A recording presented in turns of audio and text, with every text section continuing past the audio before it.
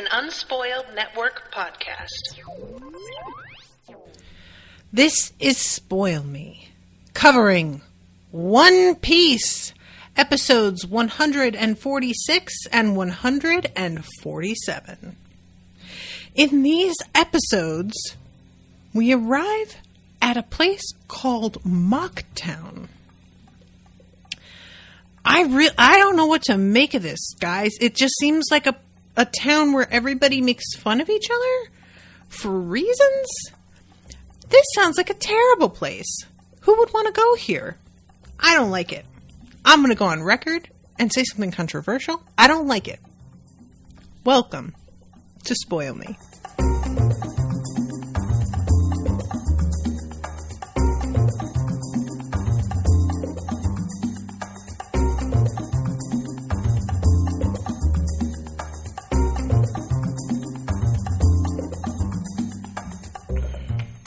Welcome to the show, everyone. I am Natasha. Thank you very much to Florian for commissioning this episode.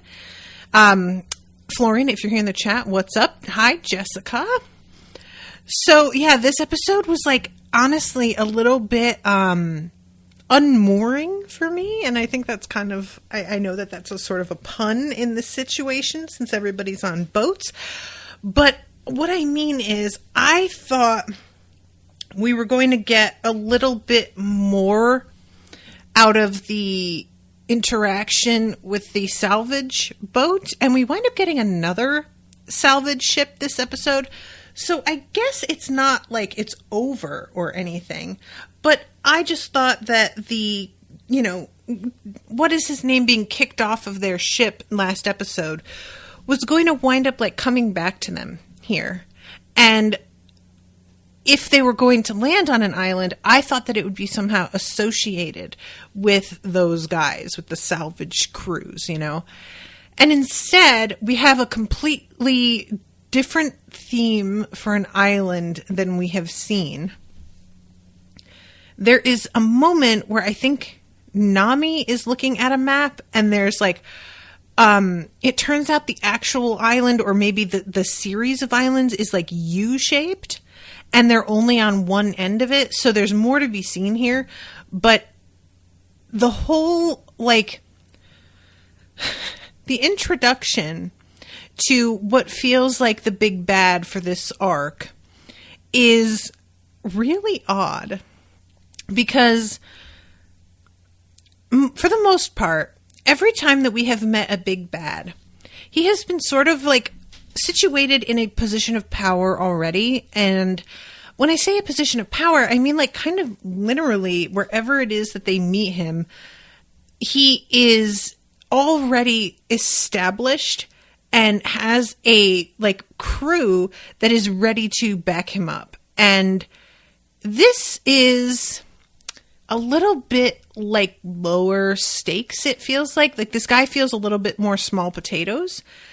Because the way that we first meet him is in a bar where he's gambling with somebody and accuses them of lying and cheating when they did no such thing. And his entire vibe in the scene is so weird because he doesn't seem to really have, what it is, guys? The weirdness comes from the fact that he isn't really that weird. He seems just kind of like your average run-of-the-mill bully douchebag. And maybe I am missing the weirdness, or it's something that will come out later. But at the very least, his costume isn't over the top, and it does not identify him as a villain right away, because usually you can sort of tell who is going to be an issue and who is in power in the scene based on their attire in comparison to everyone else in the rooms. And instead, the first time that we meet him, he is in just a sleeveless tank top. He doesn't have a hat on or anything. He's just got this short blonde hair. We don't really even see his face. And what happens is that he accuses this other guy of lying because he lost all of his money, and then calls to his friend Sakis, I think is how you say his name, and is like, you saw him you saw him cheating, didn't you? And Sakis, without missing a beat, is like, I definitely did.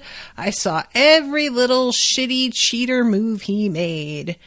And understandably, the man who's being accused of cheating is pretty PO'd, pulls out a gun, but before he can fire it, he gets kicked in the chest and thrown backwards. And it seems like, because the gun goes off, right? And we don't actually, like, get to see how all that went down. But later on, when Chopper is watching these seagulls and they come falling to the ground, guys, I really thought that the shots that were fired in the bar somehow took these seagulls down. Does that make any fucking sense? No, it does not. I understand it does not. That does not change the fact that is what I thought happened, because there is so much in this show that doesn't make sense, and I accept those things. So why not? You know? And honestly, the truth of the matter isn't any less weird, frankly. So then we get our first look at this guy's face, and all there is that he has a scar over one eye. He has a sort of thing where one eye is way bigger than the other, like he's squinting through one, but the other one is real big, you know? Which, as somebody who has a facial twitch, and my face just does that, unfortunately, I always lately have just been like, over it with the trope, you know? I'm just like, yeah, all right, I get it. I look like a fucking supervillain, thank you. And he also sticks his tongue out like he's trying to lick his own eyeball. And I have no other distinguishing features to mention other than, like, he has a tattoo on one arm, I feel like. And that's kind of it. His, like, backup guy, Sakis, is in a giant fur coat. He has a very distinctive look. But apparently our main dude, Bellamy, is, like, kind of ordinary. And I have to be honest, guys, because of that, he scares me a lot more than any of the others that we have run into. We have had some bad baddies. I'm not trying to pretend that this show has, like, villains that feel not threatening, because that is absolutely not the case. But sometimes a regular, ordinary, shitty man that you could meet when you were heading to the grocery store feels a lot more threatening than somebody wearing, you know, swans on his feet. I'm just saying.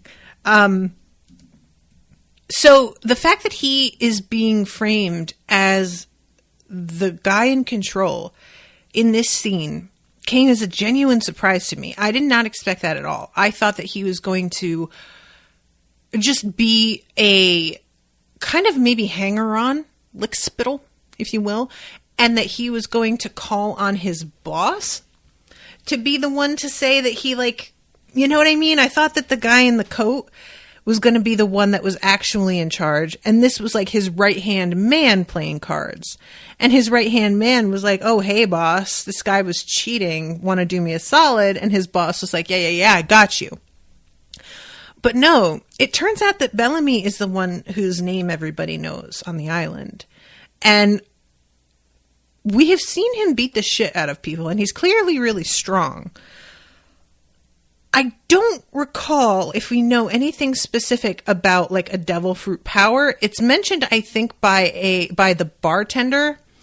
The bartender is assuming that he is using devil fruit powers, but I don't think that we actually get any, like, specifics on that. And yeah, for some reason, this guy feels like more threatening to me because of that. I don't know. We'll see, I guess. And also there's the aspect of him appearing to be, from the way that they're animating him and having him talk, he feels like he's supposed to be genuinely unhinged rather than like a power-hungry, greedy, just kind of cruel regular person. He seems like somebody who just enjoys harming people. And that combined with how sort of average he looks, just there's so much about him that feels more real to life and thus more threatening to me. Does that make sense? So anyway, we go back to the ship and Nami is trying to figure out what the hell is going on because according to the map, they should have reached Jaya by now and they have no land in sight. They cannot see anything around them. But the weather is gorgeous. Everybody is sunning themselves. This was, I had this moment on Monday. I went with a walk with Owen, and it was our first day of like not a cloud in the sky. It was like 72 degrees and breezy. The air smelled like cut grass. And we were taking a walk and just like walking with our eyes closed and our faces turned up toward the sun. Like, oh, this is so good. There are days like that where it feels like your entire body is just drinking in the weather. Like it's sustenance. You know what I mean? So everybody is kind of like, they have that vibe here. And poor Chopper, he sees these seagulls and is like, oh, look, they even are enjoying the weather. And then all of a sudden, the seagulls just come plummeting down to the deck of a ship. And he says they've been shot. And Usopp is like, that doesn't really make sense. We are not even in sight of land. How could that be true? And I'm assuming we're going to find out, you know, maybe there's some effect in the air around here. And maybe that's why they didn't see the island that they're looking for, because there's something in the air that's like shielding it. Maybe the island has some sort of protection over it. But then Chopper pulls out his tweezers and he has found bullets on these birds. And we wind up seeing a dude with a shotgun later, and he is just so far away. I'm assuming that is a devil fruit power, but I don't know. What Usopp decides has happened is that these birds were somehow injured by a gunshot at some point, and they just like succumbed to it now. I don't know how that would work either, but in terms of what's actually going on, it's really the only explanation that would make sense in real life. So, okay. But then, like I said, we cut to this guy. And this dude is sitting on a roof. And he says he must have suffered. I wasn't able to get an instant kill from one of them. But that's what fate had in store for him. All the events of his life destined him to this outcome, so I can't blame myself. And he's got this steampunky rifle, a sort of like almost looks like an upside down tricorn hat or dicorn hat, a compass for like over one eye. I think it's meant to be like a sight, you know, which I want to say that it's over one eye, but I would not be surprised if this thing is growing out of his head, actually. And a kind of, there's almost a look to his clothing of like Revolutionary War. It's actually somewhat toned down considering the things that we have seen people wearing. Again, these dudes that we're dealing with here are unusual in this universe for how I don't want to say subdued exactly, but you know, relatively subdued their clothing is. And he made this shot from the rooftop of the island where, again, nobody is in sight. And he is trying, I think he was trying to get the seagulls. I'm assuming that's who he was aiming for. Was it just target practice? Or why? So anyway, then we go to this dude named Burgess who says, I am the greatest fighting champion ever. And he is extremely tall. He comes up behind this guy and grabs his shoulder. And then we come back to the ship. Now, this is where I'm going to stop. And I want to take a step back and remind you guys that this is all within the first 5 minutes of this episode. First 5 minutes, Burgess accuses a man of cheating. They get in a fight. Guy tries to pull a gun. Burgess takes this guy out. We figure out that this is like a big bad. And we also meet his sidekick with the fur coat. Then we cut to our friends who have these seagulls that just drop to the deck for no reason. It's a really puzzling thing, and Chopper is clearly kind of upset. Then we cut to this random sniper on a rooftop. And then we cut to a dude putting his hand on the shoulder of somebody who I don't recognize at all, telling this guy he's a champion fighter. One right after the other, in a sequence that is utterly baffling. I was so lost, y'all. This show can go all over the place for sure, but it always feels like there's a connecting thread, and I did not see a connecting thread here, and frankly, I still don't really. I have a slightly better idea after the next episode, but it doesn't even feel strong to me. It's just kind of what I'm cobbling together because I need to create a pattern out of all this, and I was not given a pattern, so I'm just sort of doing the best I can. But this feels extremely confusing and disjointed, and I'm just curious about everybody else's reaction to this, because I was like, am I missing something? Am I supposed to recognize anybody? I don't really understand how we're jumping between all these new characters with no real explanation of who they are or what it is they're trying to do. That guy, when he claps his hand on that dude's shoulder and is like, I'm a champion fighter, it doesn't even feel like he's challenging that man to a fight. It more feels like he's just coming up to somebody on the street to brag to them for unknown reasons. I don't know. But yeah, so I just felt, like I said, when I started this episode, the word unmoored just keeps coming to mind.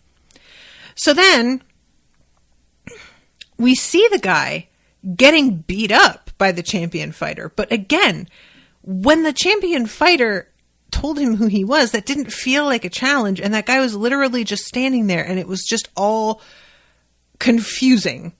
And this dude is standing over him, and he's wearing a wrestling belt like you get, and one of those almost like a luchador mask, not quite because it doesn't cover his whole face. And this dude comes over and sees this man that's been knocked out, and is like, hey dude, I know you're a champion fighter and everything, but that guy is wearing Roshio's logo. And he has a 42 million berry bounty on his head. And he is out of his fucking mind. So watch your step, because that is not somebody that you want to be fucking with. We go back to the bar. And Roshio, as it turns out, is the one that got his ass whooped. He is the one that was accused of cheating. And he clearly wasn't, or at least I believe that he wasn't. But his cronies are just kind of shaken up by the fact that their boss was taken down by this guy. And it's not until one of them mentions that his name is Bellamy that the other is like, wait, what? Because apparently Bellamy's name is famous. And if Roshio's name is famous and he's got a $42 million berry bounty on him, I don't know if we ever find out the name of, or not the name, the amount that Bellamy is worth, but it is bound to be really high, right? If Roshio's 42, I'm going to say what, 50 million? 60?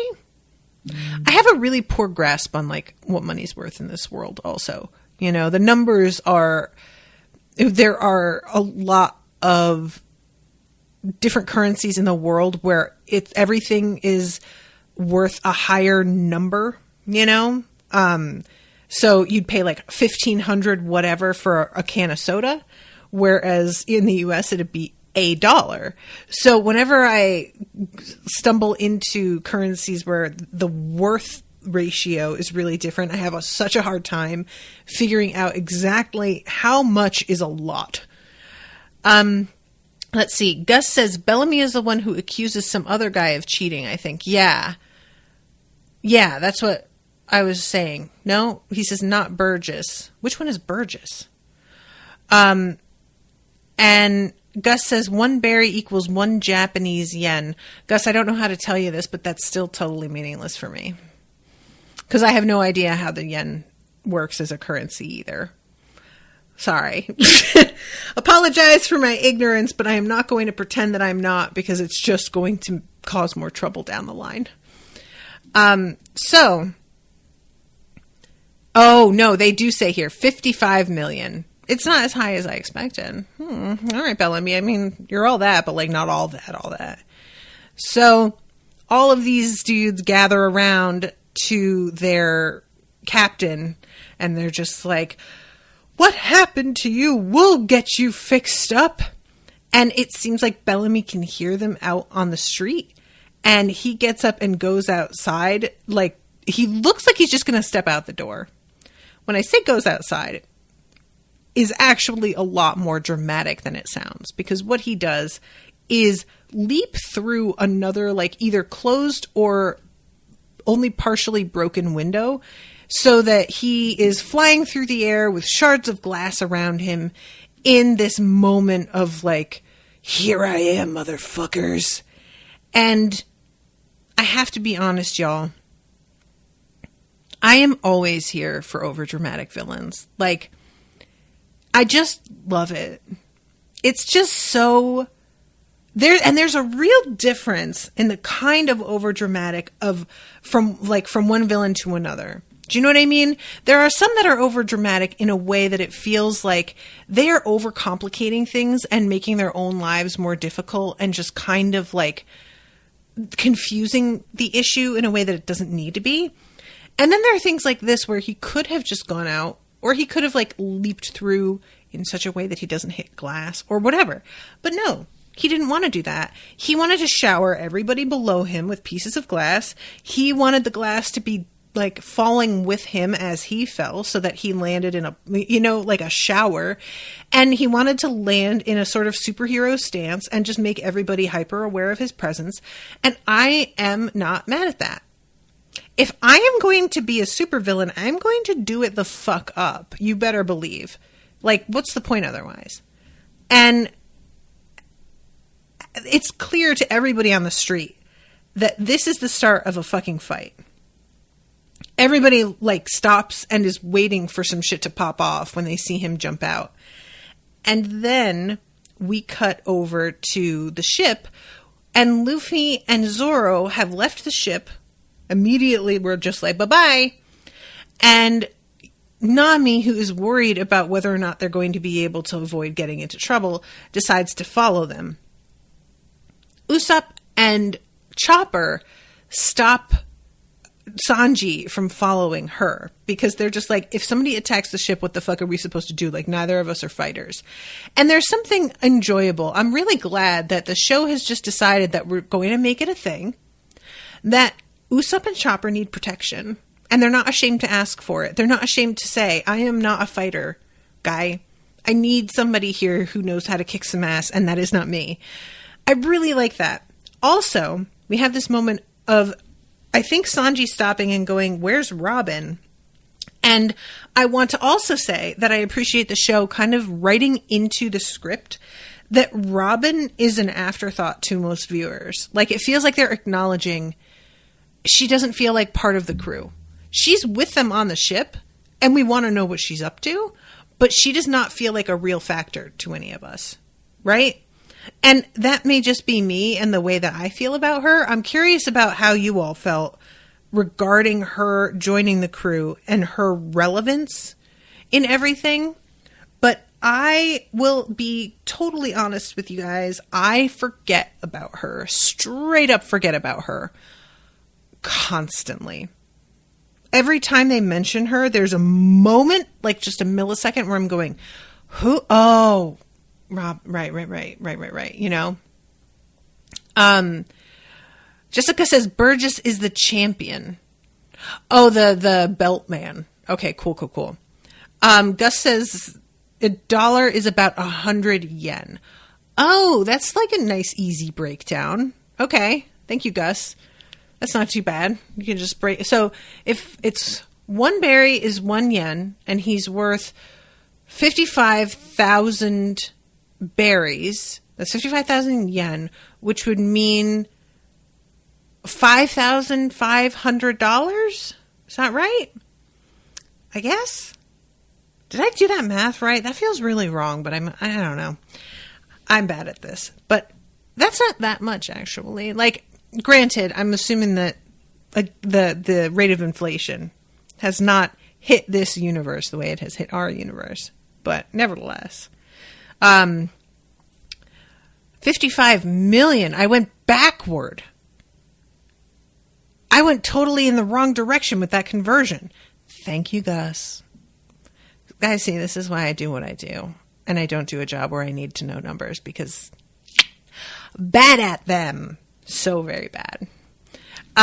So we have Luffy and Zoro going into the town and Nami basically being like, you two had better keep it under fucking control. Y'all are always getting into trouble. You're always getting into fights. We need to get some information. We cannot have the town turn against us. So please keep your dick in your fucking pants. And that way people will want to talk to us and interact with us. And we'll be able to collect what we need and get the fuck out of here without an incident. Gus says he's worth about 550,000. Okay. All right. That's a good amount. I can respect that. So they are heading in. And again, this whole episode is mostly Nami just being like, just grin and bear it if people are being weird to you and sort of rude. But later on, it gets to a point where she's trying to get the two of them to fight back, and Luffy says not to. And I don't, like, do we actually get full information on what causes Luffy to say not to fight back? Because it felt a little bit in the moment like he was realizing how quickly this could escalate. And at one point, Bellamy says, like, the kid knows that he's out of his league. And I was sort of wondering if there was a kernel of truth in that Luffy realized that this guy had some kind of power. But I don't remember Luffy specifically outlining what his thinking was there. But first we have to deal with this guy who fell off of his horse. And everybody, again, there's just a real sense of them all the people who live here, standing around and watching this thing happen that they know is a fucking farce, and they just enjoy watching people get scammed like it's a show. And this dude collapses on the ground, and he's doing the whole, like, will you help me up? And Zoro says, what, are you just not in the mood to help yourself? And they toss him onto the horse. I was a sickly child growing up, and I never got better. And then his horse collapses, which truly, chef's kiss that this fucking horse is in on this con with him. I don't know why, but this makes it so much better. And he offers them some apples as a reward. To which Zoro's like, why are we going to trust food from you? You're a complete stranger. And Luffy immediately grabs an apple and he takes a bite out of it. And as he does, there's this massive explosion. And I thought it was a result of the apple, But we cut back right away to see Luffy standing there chewing, and the fire happened like behind them, but it is not a result of the actual apple. And then Nami says, oh no, Luffy spit it out. And it was weird because, like, I made the assumption that the explosion was due to his apple because of the timing. But then it immediately looks like kind of a coincidence. So the fact that Nami is still convinced that it's the apple that's the problem was a little bit confusing to me. I was like, well, he's still standing there. Where would the explosion have come from? Like, why would it be related if y'all are still standing there and he's fine? And then we see the dude who handed him the apple get this, like, slow smile on his face. And I was like, oh, so it was? And then he says, no worries, the boy isn't hurt. If you had eaten the bad one, you would have died on the first bite. You're lucky. Guys, what the hell happened here? Like, is it supposed to be that the apple, there's like one poison one and it's totally unconnected to the explosion? Or is it supposed to be that there's like Gus says the explosion was due to another apple that he gave out. The one Luffy got was a dud. That was not clear. I felt really weird about this. I was like, is it supposed to be like, because what sort of was strange is if this is an exploding apple and there's a potential for somebody to have gotten, this guy is like standing stock still 3 feet away from him, watching him take a bite out of it. Why would you just continue to stand there if there's the possibility that it's going to explode? Unless he just could tell Luffy picked one that wasn't going to blow up. But, like, it doesn't make a lot of sense to me that this guy is staying so close by when this thing looks like it took out the first floor of a building. Like, it's no joke. It's a serious explosion. And, you know, there's no reason for it. I really want to underline that. This dude is just, like, causing this issue because he's a fucking creep. But he doesn't have any particular issue with Luffy, and yet he was going to be totally fine with Luffy blowing himself up and, like, for what? So, at this point, we go over to Bellamy. We have just a quick look at him in silhouette.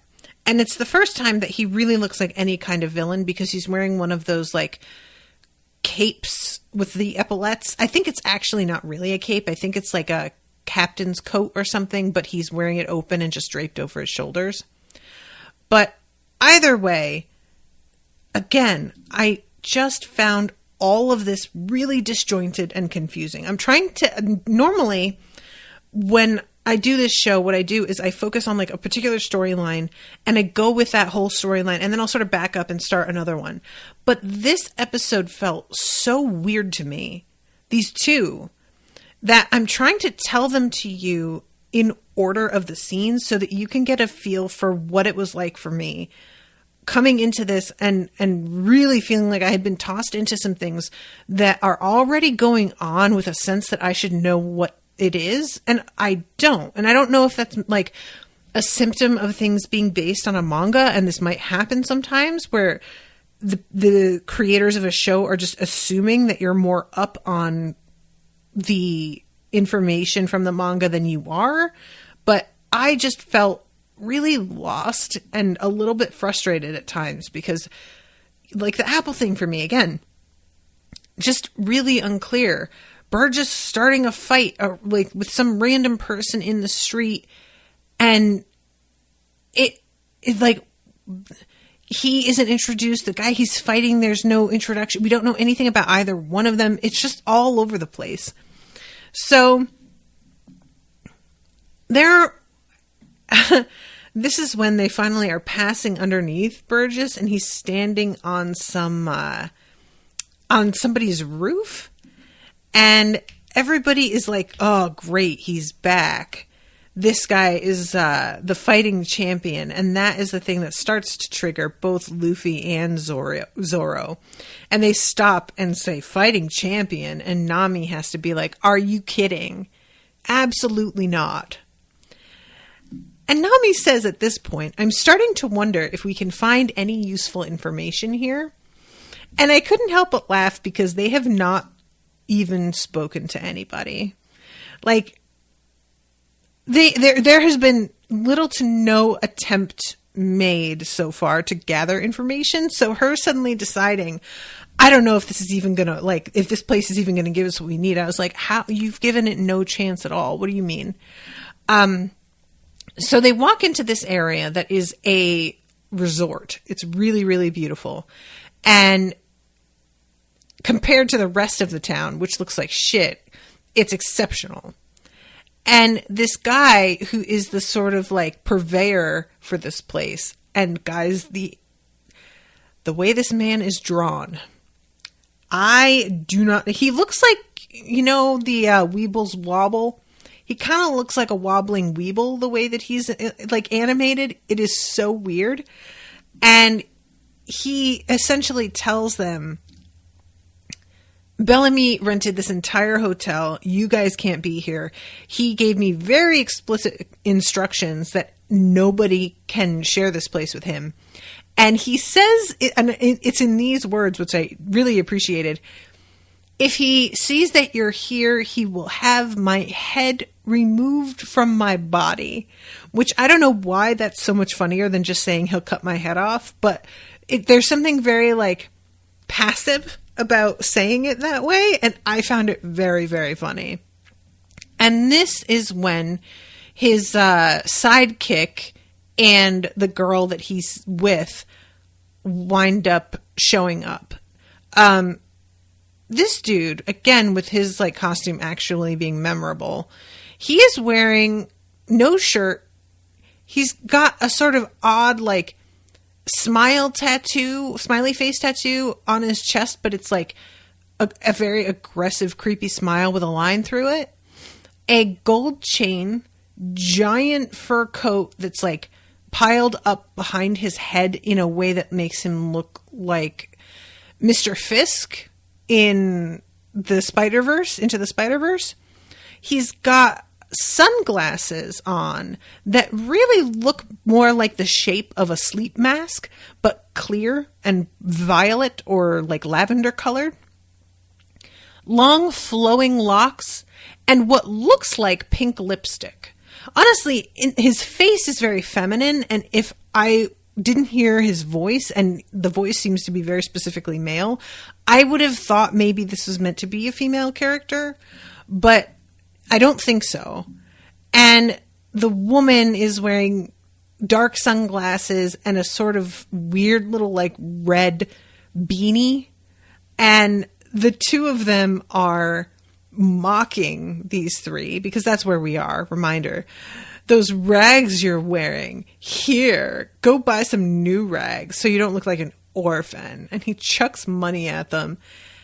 And I fucking loved that Luffy is about to just take the money and like, yeah, I will take free money. What? And Nami is the one who says no. And I gotta say, guys, not sure that I buy that. I mean, yeah, Nami is mad and she keeps getting more and more irritated as the mockery thing continues. But Nami not actually taking their money? Does that... I mean, come on. That's like her whole thing. But it's fine.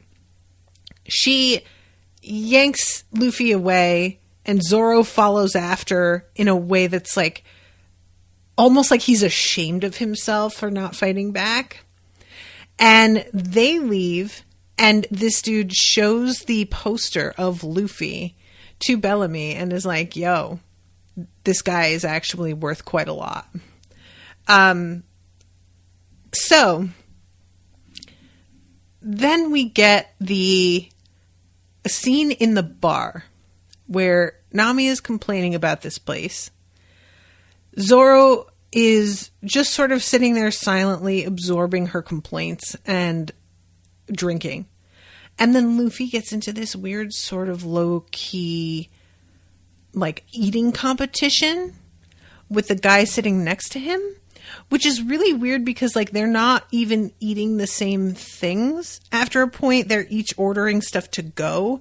And because each of the others is, like, upping how much of they're ordering, they each respond by also ordering more. And I was like, this isn't actually y'all eating in competition, though. It's just how much you can each pay for, which isn't really the same thing. And eventually Nami does point out, hey, you don't have enough money to pay for all of those. So you have got to stop upping how much we have on our tab because we don't have it. And the way that Luffy and this guy fight, like, Luffy really loves this cherry pie. And this guy says it tastes horrible. But then he orders 50 of them. Again, I guess just in competition. But it's weird. And this is as close as a fight to that, like, this is as close to a fight as Luffy gets this episode. Him and this guy going head to head in how much they're going to buy. And him saying that he is worth 30 million berries. And this guy telling Luffy, yeah, he definitely does not buy that for a second. And the bartender has to step in and be like, guys, there's no fighting. That's a rule in this bar. So you guys are going to have to take it outside. And eventually, this guy takes his pies and leaves. And as he does, there's a sort of weird sound effect, I guess meant to signify that Bellamy is passing by him.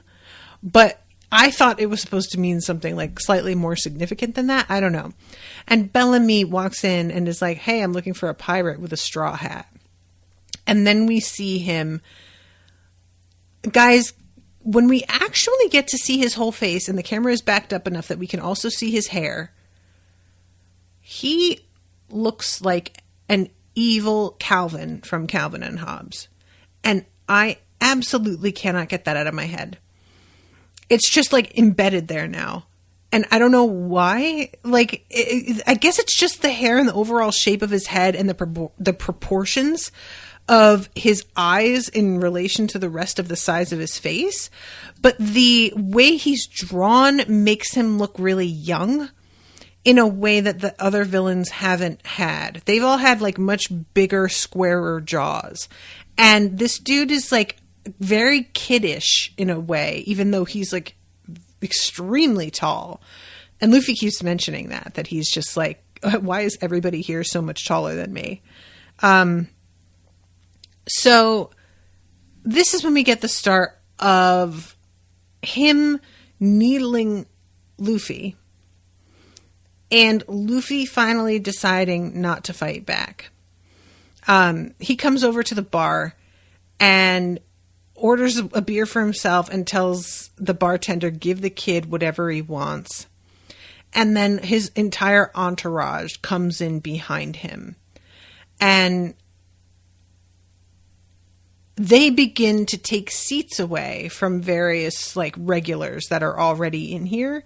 They're causing some problems, you know, they're like fighting and hurting people. There's a bloody knife at one point. Like, it's a whole, I feel like these guys are more aggressive, again, in an ordinary way than we have seen before. All they want is to sit at tables at the bar, and they're cutting people over it. And I don't feel like we've really seen this sort of like extremely mundane kind of fight, you know? But it just felt more threatening for some reason. And then we finally have Bellamy smashing Luffy's head into the bar. And like full on, Luffy's feet are in the air. The bar is cracked in half and everybody is cheering him for this move. And Zoro has his knife to Bellamy's throat. And Bellamy looks at him and says, so what are you doing? And Zoro says, that's also a question you should be asking yourself. And this is when Nami says, stop, we need information. And honestly, at this point, I had fucking had it with Nami. You are not getting information from the man who broke the bar on Luffy's head. Nami, okay? Like, if there's ever a point at which you are going to take the hint that somebody isn't going to have a reasonable conversation with you, it's when they use somebody's face as a mallet on furniture. I'm just saying. So she's still like talking about this fucking like getting to the Sky Island, and that's what sort of triggers a detour in the conversation here. When she mentions the Sky Island, all of a sudden everybody starts like, there's a silence, and then they begin laughing at her. And Nami is a little bit more sensitive to laughter than I thought she would be. But the fact the fact that people don't believe that Sky Island is real, that's kind of fine with me. That's, if anything, expected.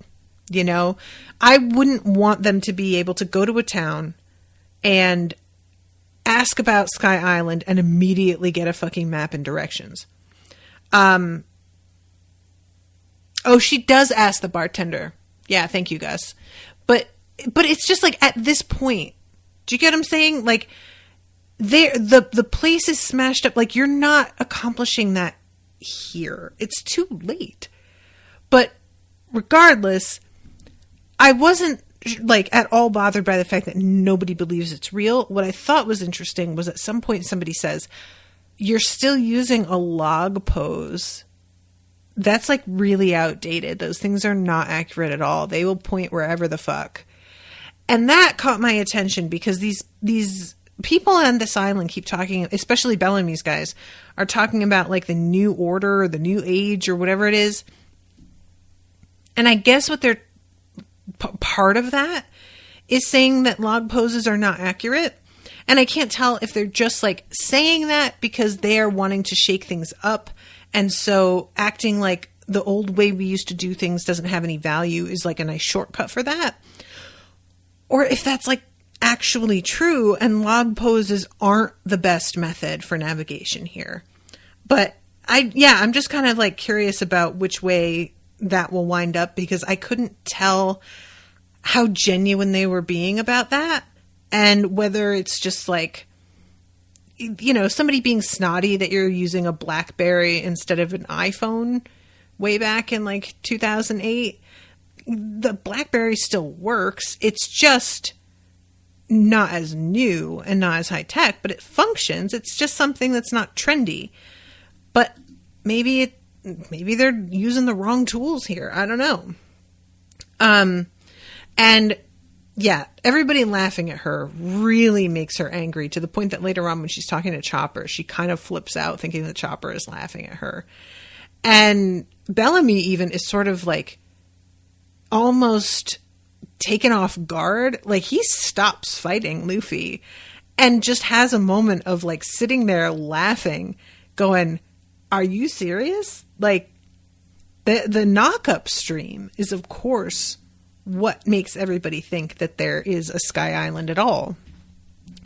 And it turns out that the knock-up stream is a kind of like current, like a wind current that picks ships up and carries them up into the air for like quite a distance until it runs out and the ships eventually just drop back down to the surface.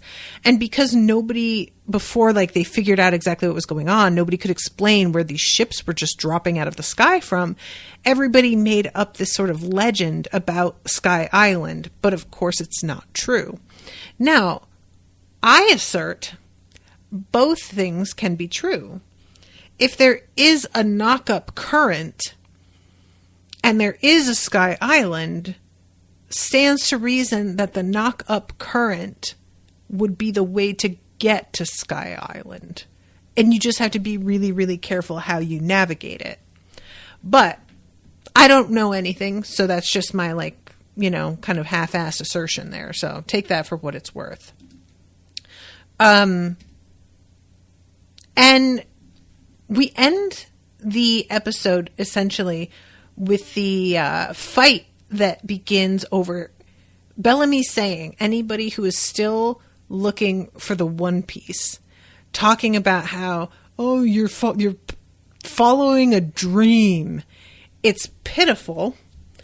I find, like, it makes me sick, and then just punches Luffy out and encourages all of his guys to start chucking bottles at him, jugs of beer, whatever.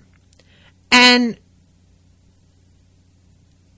like I said, the whole energy to this, there is no sport to it. Luffy's not fighting back. There's nothing about this that feels like this guy is making a point. He's just having fun making Luffy a target. So that's how that episode ends. And when we start with the next one, we pretty much go into Luffy getting all kinds of things thrown at him. Eventually, Bellamy like fills his mouth with booze and spits it in his face in a moment that honestly was like viscerally upsetting for me. It is like, look, being spit on is always a little bit humiliating, no matter what your position actually happens to be power-wise in the moment. It always feels really demeaning, and that's the point of it. But when somebody takes a drink in order to spit it in your face, I don't know, that takes it to like a whole other level for me. That's just so extra, you know? And at this point, like, Nami is screaming at Luffy to fight back. You can take these guys. What are you doing? And this dude in the fur coat says they're being smart. They've obviously come to the realization that they're way out of their league. Refusing to fight a stronger opponent is disgraceful, but it's smart. And he does lack any dignity. Whoop. Sorry, guys, I hit my desk with my hand. He does lack any dignity. And it really is kind of pitiful that the Marines have assigned him this high a bounty. But I guess the Marines are falling on tough times lately, you know. And again, Nami is standing off to the side, going, can you fight back, you guys? Do it. And holding on to Luffy's hat. And it's like a weird moment of, I wanted them to just gather up and take off at this point, because Luffy and Zoro are on their backs, covered in blood. At one point, they fall on a piece of broken window, so there's like a genuine injury going on. And then this dude asks Nami if they can buy her. And this really was like taking a turn I wasn't expecting. I don't know what to say about this, but yeah, he's like, come on, you can join up with us. And she says, basically, you are not good enough for me. You seem like a real piece of shit. And rather than be angered by that, like I was expecting, he's kind of delighted. He's like, oh shit, she's got a real spine on her. Good for her. And even like there's other women in the room that are also like cackling along. And I was like, did he buy them too? Like, is that meant to be the suggestion here, that all the women in this room were purchased? Or like, what is the deal? Let's see. Gus says, some people think it's a callback to how Shanks acted, but it's more than that. What I took from the scene was that Luffy decides not to fight because he doesn't consider Bellamy worth fighting at all. Bellamy doesn't believe in dreams or legends and looks down on such things. So much of Luffy's character and goal and motivations, and even the whole story of One Piece, have to do with dreams and legends, that Luffy sees Bellamy as so below himself that he isn't even worth a single punch. Okay, I'm willing to believe that, but again, that doesn't feel clear in the episode to me. And it's weird because, like, this show tends to over-explain character motivations most of the time. You know what I mean? So for them to just kind of leave that up for interpretation, maybe he's going to specifically say it a little bit more clearly later on. But I kept waiting for things to be made a little bit more explicit. And the fact that it's not really, you know, between this and the Apple thing, I don't know. It's just, this was all, I don't know, guys. I'm doing my best to like walk you all through it. But again, I don't feel like there's cohesion, so I'm not telling it cohesively. And I guess that's as accurate to my experience as I'm going to get. But yeah, so she tells this guy, "You're nothing but a small-time thug." One of the women starts laughing, and then everybody starts laughing, essentially. And that sort of wins her the room to leave with Luffy and Zoro. And I love she walks out onto the street and runs into the fucking guy with the cherry pies. And he is sitting there, and it turns out he says that place really does make a killer cherry pie. And then starts talking to her about dreams and treasure, and essentially says, yeah, these assholes think that we're going to suddenly turn a corner and pirates are not going to care about treasure anymore. And that is absolutely like unthinkable. I have no idea why they believe that that's going to happen. But of course it's not. That's like what pirates are. That's the whole deal. And he's saying this again. There's just like a crowd of people out here kind of chiming in here and there. And most of them are mocking this dude because it's Mock Island, I guess. But like, y'all, just to put another point on the disjointedness, this guy is just sitting in the middle of the street eating this pie and drinking rum in the middle of, like, it's just so, what is going on? I don't understand. It's not the street, I guess it's the dock, but it's still like he's not in an area where sitting down and having a drink and a piece of pie, it's like, I just feel like everything about this episode, it feels like people are doing shit. I'm like, but why there? But why are they acting like this now? But why did they say this? Wait, but who's that? Why are they picking a fight? I don't like, and they don't come back into anything later. The whole thing is difficult. I feel like there had to be a better way to do this. I guess, okay, so in response to, Gus says, "Sorry, I feel like I should just not type in chat today. I'm too excited. Hopefully I didn't spoil anything. I don't know if I did or not." Gus, no, you didn't. I think that this guy in the street basically, like, he says what you're saying about, like, I guess you have learned that you can come across fights that just aren't worth fighting. It's just that Luffy isn't the one to say it. He says it, and the camera just sort of like zeroes in on Luffy's face and the two of them like glaring at each other. And if it, like, I guess the suggestion is meant to be they see eye to eye, so to speak. But you have to just sort of accept that this guy got it right.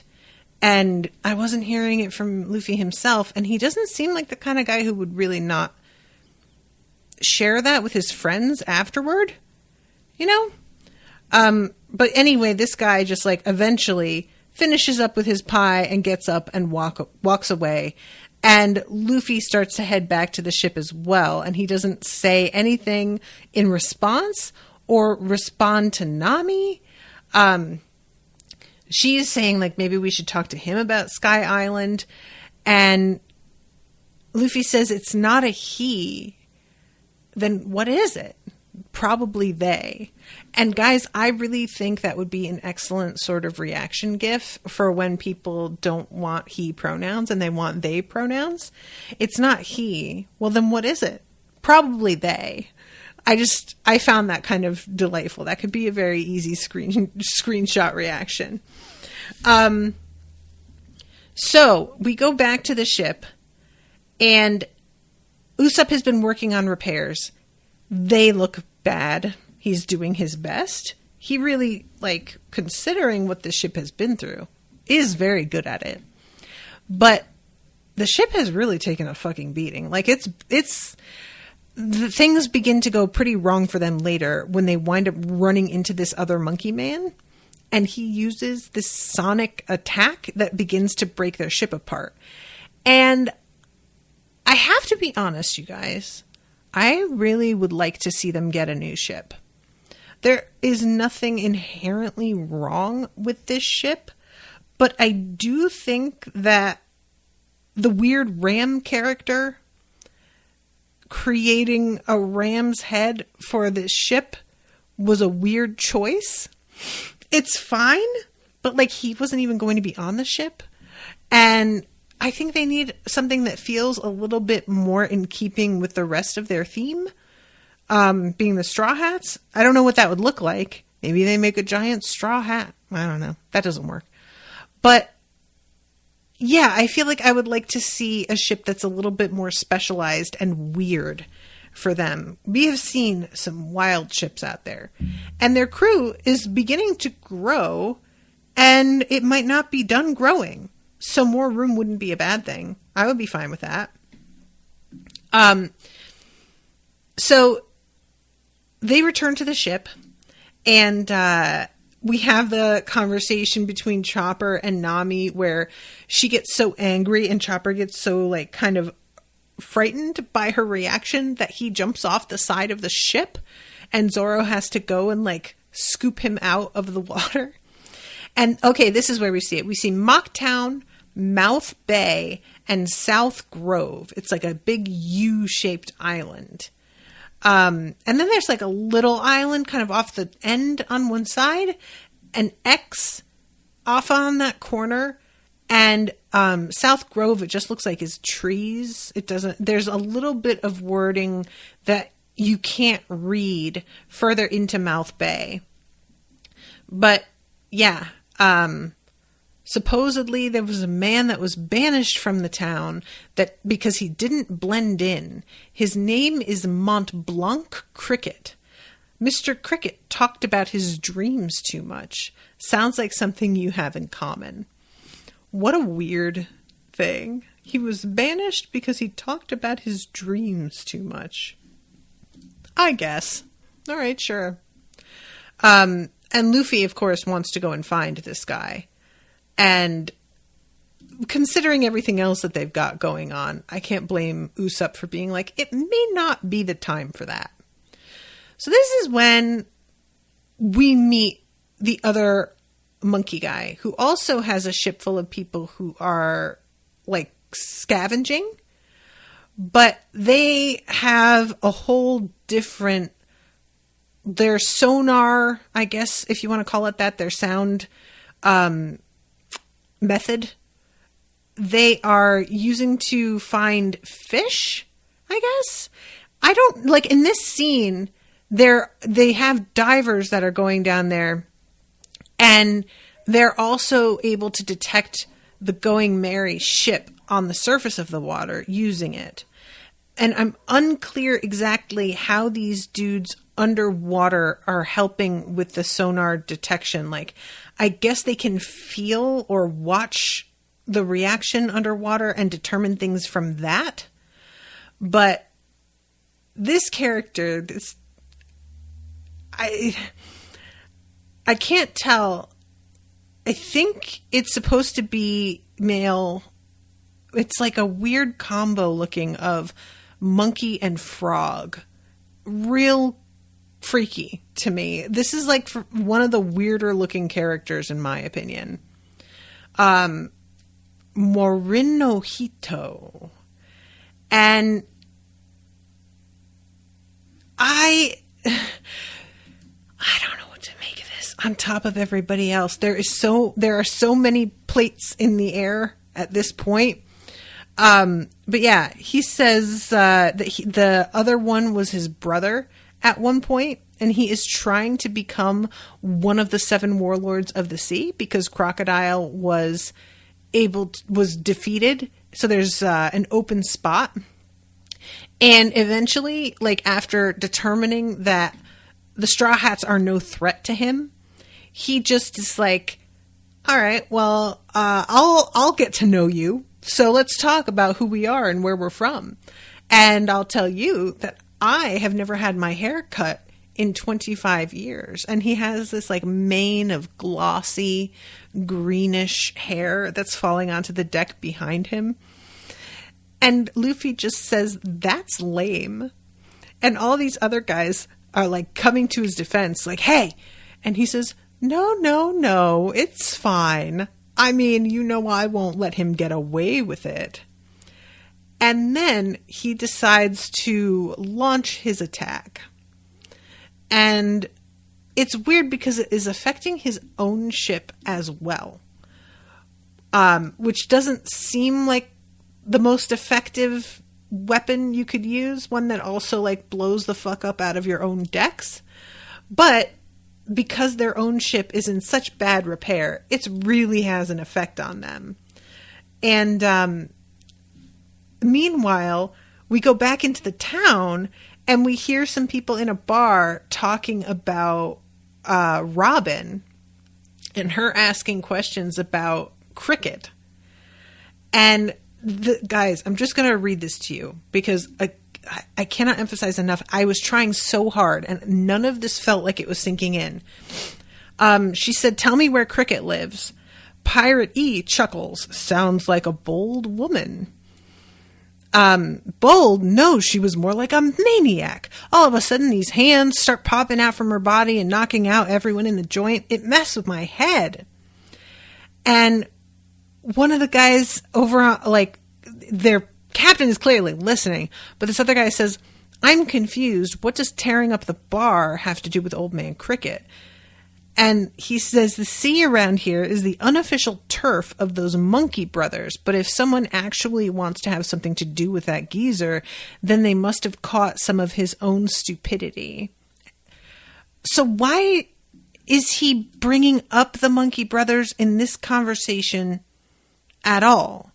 Because they were like, is he saying nobody would come here just to speak to Cricket?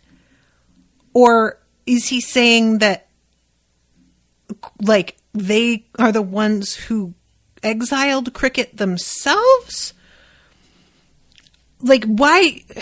He just says, I bet you what that lady's really after is his gold. I heard they found some recently. And this is when Bellamy yells over, what did you just say about gold? This old man that goes by Cricket, I'd like to set up a meeting with him. And again, I don't like the way that this whole conversation goes with including it. Just, I guess what we're supposed to do is just take it that this is meant to be an info dump, that this is supposed to be the Monkey Brothers. It just doesn't feel like, in context of the conversation, it doesn't make sense. And I felt like, I'm sorry guys if I'm just being really dense today, but I don't feel like I understand what's going on. So he just turns around and says, what do you know of him? And does that weird thing where he sticks his tongue out like a dog. And that's the end of the episode. And that's it. The other crew is still getting attacked by the sound attack. The Monkey Man is still destroying his own ship for some reason. These guys are talking about how this is the Monkey Man's territory, but it's like Mock Island? And I don't understand their connection. I don't know, guys. This was tough. I kept trying to make things make sense here. And like some of what Gus was saying would make sense, but I just don't feel like it's clear in the context of the episodes themselves. So apologies. This felt like a really all over the place episode as well, but I think that's like had to happen. So I'm sorry. I feel like that this was not fun to listen to, but I'm just trying to get my bearings here. Normally I don't feel like the weirdness of this show means that it's hard to follow at all. It's very easy to follow. It's just surprising, there's weird shit in it. But this was a point where I was just left feeling like I just got introduced to so many people I don't understand their roles in anything. I don't understand Luffy's motivation in that scene. I don't understand the way, like the context for this conversation and the way that they talk about things, and the connections between everything feel, all it is to set up, I guess, that Luffy wants to go meet this cricket guy, and also Bellamy wants to go meet this cricket guy. And that is such a simple thing to set up that I feel like there had to be a million better ways to do this. And also the fact that, like, oh, these guys, their whole deal is that they don't believe in dreams or goals. I guess. Like, it just, that doesn't feel like a real thing to hinge a character on or their beliefs on. You know, it's just, I don't know, that feels really weak to me, so I guess that's why it didn't make an impression. I don't know. But I'm way over time, so I'd better wrap up. Apologies again if this was a bummer, but I did my best. I appreciate everybody's patience, and thank you, Florian, for commissioning it. Again, my apologies. But hopefully next time will be better. So I'll be seeing you guys again soon with a new episode. Until then, toodaloo, motherfuckers.